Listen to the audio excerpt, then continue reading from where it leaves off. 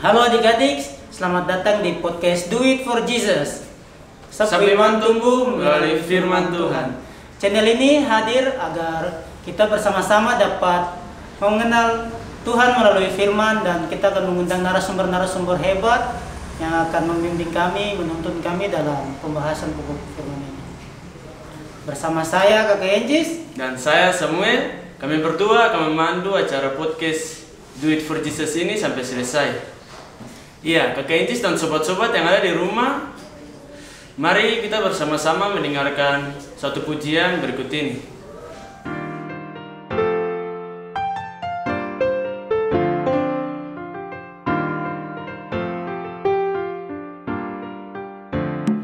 Jadikan Tuhan sebagai patokan hidupmu, taruhlah Ia di dalam hatimu, dan jalanmu kan terang di jalan yang benar selamanya. Taruhlah terang di dalam hatimu, dan kegelapan kan pergi menjauh. Sadarilah hidup ini cuma sementara, takkan kekal selamanya. Pegang erat tangannya dan taruh harapan. Pegang erat tangannya dan taruh pelukan. Kesempurnaan dalam simfoni membahana, kasihnya sempurna dirasakan di setiap ku melangkah. Genggam erat tangan Tuhan dan jangan kau lepaskan. Percaya kau serahkan hidupmu keseluruhan, jiwa, raga serta iman yang kuat. Tak mesti harus harta, benda atau apa yang kau buat. Cukup yakin dan percaya hatimu kan bercahaya. Meski hidup susah payah, dalam Tuhan kau berjaya. Ingat bahwa iman itu yang menyelamatkan, bukan hanya baik atau banyak persembahan. Tuhan sebagai patokan hidupmu, taruhlah Ia di dalam hatimu, dan jalanmu kan terang di jalan yang benar selamanya. Taruhlah terang di dalam hatimu, dan kegelapan kan pergi menjauh. Sadarilah hidup ini cuma sementara, takkan kekal selamanya. Sia-sia hanya cari cinta di dunia, cuma Tuhan sumber cinta kasih karunia. Oh, dan ini bukan hanya tentang kata, tapi doa dalam rima yang setata. Puji Tuhan dalam surga yang bertata. Andalkan Tuhan selalu dalam kehidupan, jadikan Dia sebagai jalan, arah dan tujuan. Percaya kasih setia takkan pernah habis sepanjang masa. Seterus jauh untuk melangkah tanpa arah yang dituju. Apa tidak untuk berbalik jika masih ada waktu? Cukup untuk dosa buat saya sengsara. Sekarang saya dibentuk dengan Tuhan punya Jadikan cara. Tuhan sebagai patokan hidupmu, taruhlah Ia di dalam hatimu, dan jalanmu kan terang di jalan yang benar selamanya. Taruhlah terang di dalam hatimu, dan kegelapan kan pergi menjauh. Sadarilah hidup ini cuma sementara, takkan kekal selamanya. Jadikan Tuhan sebagai patokan hidupmu, taruhlah Ia di dalam hatimu, dan jalanmu kan terang di jalan yang benar selamanya.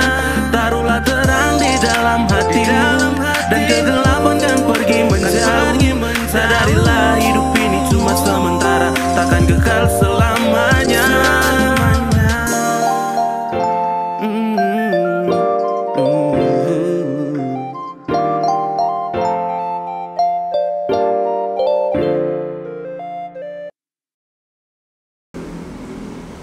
Halo adik-adik semua dan juga adik Samuel. Di tengah-tengah kita telah hadir, kita punya narasumber Bapak Pendeta Dr. Jan Peter Wambrau, tapi biasa juga disapa dengan Bapak James. Iya, betul. Apa kabar Bapak? Baik sekali, luar biasa.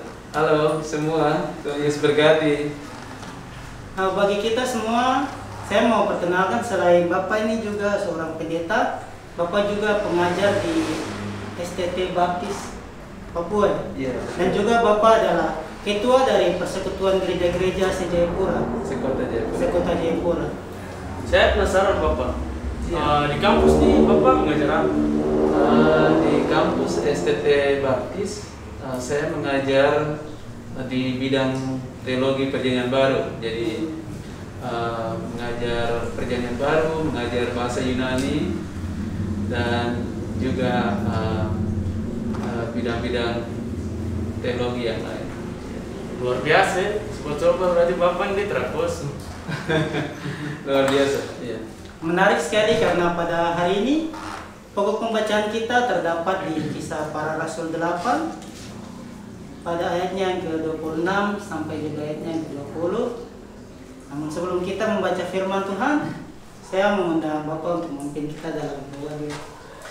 Baik, yang ada di tempat ini maupun yang adik-adik yang ada di rumah yang menyaksikan acara ini, kita akan belajar Alkitab. Nah, karena itu kita mulai dengan berdoa ya. Bapa di surga, kami akan membuka dan membaca dan merenungkan firman Tuhan dalam pelajaran kami yang diambil dari Kisah Rasul pasal yang ke-8 ayat 26 sampai ke ayat yang ke-40. Tuhan memberkati jam ini supaya kami semua bisa mengikutinya. Dalam nama Yesus, haleluya, amin.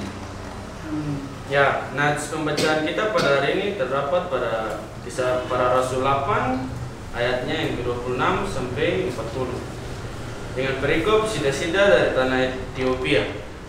Ayatnya yang ke-26, kemudian berkatalah seorang malaikat Tuhan kepada Filipus, katanya, bangunlah dan berangkatlah ke sebelah selatan menurut jalan yang turun dari Yerusalem ke Gaza. Jalan itu jalan yang sunyi. Lalu berangkatlah Filipus, adalah seorang Ethiopia, seorang sida-sida, pembesar dan kepala perbendaharaan Sri Kendake, ratu negeri Ethiopia, yang pergi ke Yerusalem untuk beribadah. Sekarang orang itu sedang dalam perjalanan pulang dan duduk dalam keretanya sambil membaca kitab Nabi Yesaya. Lalu kata Roh kepada Filipus, pergilah ke situ dan dekatilah kereta itu. Filipus segera ke situ dan mendengar sida-sida itu sedang membaca kitab Nabi Yesaya. Kata Filipus, mengertikah Tuhan apa yang Tuhan baca itu? Jawabnya, bagaimanakah aku dapat mengerti kalau tidak ada yang membimbing aku? Lalu ia meminta Filipus naik dan duduk di sampingnya. Nas yang dibacanya itu berbunyi seperti berikut. Seperti seekor domba, ia dibawa ke pembantaian. Dan seperti anak domba yang keluh di depan orang yang menggunting bulunya, demikianlah ia tidak membuka mulutnya. Dalam kehinanya berlangsunglah hukumannya. Siapakah yang akan menceritakan asal-usulnya? Sebab nyawanya diambil dari bumi. Maka kata sida-sida itu kepada Filipus, aku bertanya kepadamu, tentang siapakah Nabi berkata demikian? Tentang dirinya sendiri atau tentang orang lain? Maka mulailah Filipus berbicara dan bertolak dari nas itu. Ia memberitakan Injil Yesus kepadanya. Mereka melanjutkan perjalanan mereka dan tiba di suatu tempat yang ada air. Lalu kata sida-sida itu, lihat di situ ada air. Apakah halangannya jika aku dibaptis? Sahut Filipus, jika Tuhan percaya dengan segenap hati, boleh. Jawabnya, aku percaya bahwa Yesus Kristus adalah anak Allah. Lalu orang Ethiopia itu menyuruh menghentikan kereta itu dan keduanya turun ke dalam air, baik Filipus maupun sida-sida itu. Dan Filipus membaptis dia. Dan setelah mereka keluar dari air, Roh Tuhan tiba-tiba melarikan Filipus dan sida-sida itu tidak melihatnya lagi. Ia meneruskan perjalanannya dengan sukacita. Tetapi ternyata Filipus ada di Asdod. Ia berjalan melalui daerah itu dan memberitakan Injil di semua kota sampai ia tiba di Kaisarea. Demikian Injil Tuhan. Ya, demikian hari ini pokok pembahasan kita terdapat dalam kitab tersebut yang telah kita bacakan. Bapak, saya punya beberapa pertanyaan. Apa latar belakang dari kisah ini? Bagaimana sampai Filipus harus pergi ke Samaria dan nanti bertemu dengan sida-sida lagi setelah itu? Ya, terima kasih. Latar belakangnya sangat menarik ya. Kalau kita bicara kitab Kisah Para Rasul, kita mulai dengan pasal 1, pasal 2 dan seterusnya itu ada janji bahwa Roh Kudus akan turun atas gereja, atas gerejanya orang-orang percaya. Dan di pasal 1 ayat 8 itu, tetapi kamu akan menerima kuasa kalau Roh Kudus turun ke atas kamu, dan kamu akan menjadi saksiku di Yerusalem, Yudea, Samaria sampai ke ujung bumi. Dan kalau saya mau lanjutkan sampai ke Papua pada tahun 1855, 5 Februari itu, karena Injil itu menjangkau Eropa, maka Eropa terima Yesus, lalu Eropa kirim misionaris termasuk Otto dan Geisler itu. Jadi perintah itu kemudian di pasal 2 Kisah Rasul terjadilah Roh Kudus turun ke atas murid-murid, lalu ada di situ seperti suara angin keras, kemudian ada api-api yang bertebaran di derembu kepala masing-masing. Lalu ada juga mereka mulai berbicara dalam bahasa-bahasa yang dulu tidak pernah sekolah. Ternyata bahasa-bahasa itu adalah bahasa untuk segala bangsa. Itu ada sekitar 15-17 negara. Itu pertemuan internasional pertama kali setelah Roh Kudus tercurah ke atas gereja. Dan itu menunjukkan bahwa gereja itu sifatnya oikumene. Di seluruh dunia, dari berbagai bangsa, kita itu satu karena Roh Kudus turun. Dan dari situlah terjadi pergerakan besar sekali dan menggerakkan murid-murid sehingga mereka bergerak dari satu daerah. Dan Allah izinkan pada waktu itu yang namanya penganiayaan. Nanti kalau kita baca pasal 9 ke atas, ada orang muda yang namanya Saulus. Nah, dia dipakai oleh tokoh-tokoh agama untuk menghentikan kekristenan. Ternyata dia tidak berhasil, dia bertobat. Dan nanti selanjutnya Tuhan pakai orang yang namanya Paulus itu untuk memberitakan Injil sampai ke seluruh dunia. Jadi termasuk kepada Filipus ini kan salah satu murid Yesus. Yesus sendiri pilih dia, itu tercatat dalam Injil Yohanes itu. Kalau kita lihat di situ, Filipus namanya disebut juga, dia dipanggil untuk percaya kepada Yesus dalam Injil Yohanes pasal yang ke-2 dan seterusnya itu ya. Nah, jadi kita kembali ke latar belakang. Filipus murid Yesus, dia beritakan Injil bersama murid-murid yang lain. Nah, tujuan dia itu mau ke arah Samaria dan ke daerah-daerah lain termasuk ke Kaisaria. Tapi Roh Kudus yang ingatkan kepada dia untuk supaya dia pergi, dan malaikat Tuhan dipakai juga untuk ingatkan Filipus untuk pergi ke satu kereta yang sedang berjalan, dan ada satu orang di dalamnya yang baru saja pulang dari Yerusalem. Orang itu disebut Sida-Sida. Dan orang itu dia pulang dari Yerusalem setelah ikut ibadah, tapi orang ini dia tidak memenuhi syarat untuk pergi ke Bait Allah karena namanya orang Sida-Sida itu orang yang tidak diizinkan untuk masuk ke Bait Allah karena menurut tradisi Sida-Sida itu berarti orang yang harus dikebiri dan dia tidak pantas untuk beribadah, sehingga dia sebenarnya pergi beribadah tapi dia tidak dapat apa-apa. Jadi sementara dia pulang kembali ke negerinya Ethiopia, dia lagi baca-baca kitab Yesaya, tapi dia tidak mengerti. Itu yang Roh Kudus mengutus seorang malaikat dan coba Filipus, kau pergi lihat orang itu, dia sudah berusaha sekali tapi tidak ada yang bantu dia. Nah, jadi ini poin penting sekali buat kita. Maksudnya kadang kita baca firman Tuhan dan tidak mengerti. Jadi kita perlu orang lain yang harus kasih tahu kita orang. Nah, kalau dalam konteks seperti adik-adik yang sedang ikuti acara ini, penting sekali untuk belajar di sekolah minggu. Anak remaja, pemuda, perlu ada kakak-kakak pembina yang kasih tahu. Nah, kadang-kadang ada ayat yang kita baca begini, tapi ini maksudnya apa ya? Harus ada yang kasih tahu. Nah ini penting sekali. Oke, jadi itu sedikit latar belakang tentang Filipus, murid Yesus. Sida-sida adalah pejabat negara dari Ethiopia yang dia tidak mengerti firman walaupun dia pergi ke Yerusalem. Sayang sekali, dia sampai ke rumah pasti dia tidak mengerti juga.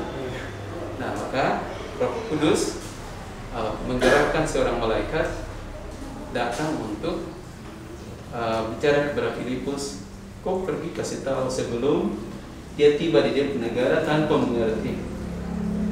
Dan ini yang disebut dengan pekabaran Injil yang luar biasa. Satu orang Ethiopia, dia diselamatkan, dia pulang ke negaranya. Apa yang terjadi? Satu bangsa Ethiopia pasti dengar Injil lewat dia. Jadi itu yang kita bisa lihat, satu orang saja percaya Yesus, kalau sampai dia bisa beritakan ke yang lain lagi, luar biasa sekali. Dan itu yang terjadi di tanah kita, di tanah Papua. Dulu mulai kan sedikit sekali, cuma waktu dengan GSD itu dua saja. Nanti baru nanti yang lain datang, Panhase, kemudian sampai kepada Ishak Samuel Kane, lalu tokoh-tokoh yang lain. Mereka itu tidak banyak, tapi pengaruhnya di atas tanah Papua. Hari ini kita lihat gereja ada di seluruh tanah ini, karena ada yang memberitakan Injil. Nah, itu penting sekali untuk kita. Oke, itu latar belakang sedikit. Nanti kalau ada tambahan pertanyaan atau apa bisa kita bicara lagi. Mungkin dari Haji Samuel. Untuk tong yang remaja nih, pelajaran apa yang bisa tong petik dari Filipus? Pelajaran penting sekali dari murid Yesus yang bernama Filipus itu adalah dia punya semangat besar sekali untuk memberitakan Injil. Itu kalau kita baca sebelumnya itu penganiayaan sudah mulai terjadi. Nah, di Kisah Rasul 8 mulai dengan ayat 4, mereka yang tersebar itu menjelajah seluruh negeri itu sambil memberitakan Injil. Ayat 5, dan Filipus pergi ke suatu kota di Samaria dan memberitakan Mesias kepada orang-orang di situ. Dan ketika orang banyak itu mendengar pemberitaan Filipus dan melihat tanda-tanda yang diadakannya, mereka semua dengan bulat hati menerima apa yang diberitakannya itu. Dan luar biasa, Filipus dia semangat sekali. Dia bukan orang yang cuma belajar saja. Nah, kadang-kadang kita tahu firman Tuhan itu belajar, tapi macam mau kasih tahu orang lain itu, aduh, pikir-pikir dulu, jangan sampai dia tidak terima kah atau apakah. Nah, Filipus ini orang yang apa yang dia dengar bisa sampaikan. Terserah orang mau terima atau tidak. Dan itu yang terjadi dengan dia bisa saja bilang gini, ada Tuhan, tidak usah, sudah biar dia jalan sendiri sudah, dia baca sendiri sudah, dia pulang sudah, saya lagi ada kegiatan lain. Tapi malaikat bilang tidak, pergi dekati dia ke kereta itu, dia bingung itu, pergi sudah. Dan Filipus mendekati, Filipus dengar orang Ethiopia ini pejabat negara, dikatakan dia menangani harta kekayaan dari ratu Ethiopia. Berarti ini bukan orang sembarang. Tapi sayang sekali dia biarpun pejabat, tapi karena dia tidak punya hubungan dengan Yesus, ini kan bahaya sekali. Nah, maka Filipus datang untuk tolong dia. Jadi yang bisa kita belajar dari Filipus adalah dia orang yang bukan saja tahu firman, tapi dia taat. Dan apa yang dia tahu dia sampaikan. Nah, ini belajar tentang apa itu? Ketaatan. Dan dia juga mengasihi orang Ethiopia itu, kasihan. Kalau tidak ada Yesus, kasihan. Biarpun dia baru pulang dari Yerusalem, tapi sampai ke sana kan dia tidak layak untuk masuk ke Bait Allah karena kondisi tadi. Kemudian dia berusaha sendiri untuk sementara pulang ini, dia coba baca-baca. Ternyata dia juga belum mengerti. Filipus tanya dia, "Toh, gimana? Kau mengerti apa yang kau baca?" Dia bilang begini, "Oh, bagaimana saya mau mengerti? Tidak ada yang kasih tahu saya." Jadi ini menjadi poin yang penting sekali. Kita harus seperti Filipus, harus rela untuk kasih tahu orang lain, berani bersaksi supaya orang lain juga diselamatkan. Kita bisa belajar tentang dua orang ya. Orang pertama adalah seorang rasul atau seorang murid Yesus yang bernama Filipus, yang penuh dengan semangat karena Roh Kudus memenuhi hatinya dan dia ingin memberitakan Injil kepada orang lain. Dan dalam hal ini orang yang datang dari negara Ethiopia, seorang pejabat yang disebut Sida-Sida. Dan orang kedua yang perlu kita pelajari juga adalah orang Ethiopia. Dia walaupun seorang pejabat yang hebat, tinggi, tapi dia rindu sekali untuk membaca firman Tuhan. Nah, yang terjadi, dia tidak mengerti firman Tuhan itu, sehingga Roh Kudus melalui seorang malaikat mengutus Filipus untuk harus mengingatkan orang Ethiopia bahwa firman yang dia baca itu tentang Yesus Kristus yang digambarkan sebagai seekor domba yang digunting bulunya dan menderita. Nah, jadi ini penting buat kita belajar dari Filipus, orang yang memberitakan Injil, semangat supaya orang lain diselamatkan. Kita juga belajar dari orang Ethiopia yang walaupun dia seorang yang hebat, tapi dia rindu untuk baca Alkitab. Jadi kita harus baca Alkitab, punya Alkitab. Kalau kita tidak mengerti, kita tanya kakak pengasuh, tanya guru sekolah minggu, supaya kita mengerti. Demikian ya, kita belajar dari dua tokoh ini. Demikian kita punya pokok pembahasan. Kalau ada pertanyaan-pertanyaan yang belum terjawab, teman-teman bisa tulis di kolom komentar. Terima kasih Bapak untuk waktu dan kehadirannya pada acara podcast Do It For Jesus ini. Tuhan Yesus memberkati Bapak selalu dalam pelayanan, gereja, dan di sekolah. Dan teman-teman jangan lupa untuk kembali lagi pada acara podcast kita ini. Saya Samuel. Saya Encis. Mohon pamit, sampai jumpa di podcast Do It For Jesus selanjutnya. Tuhan Yesus memberkati. Dah.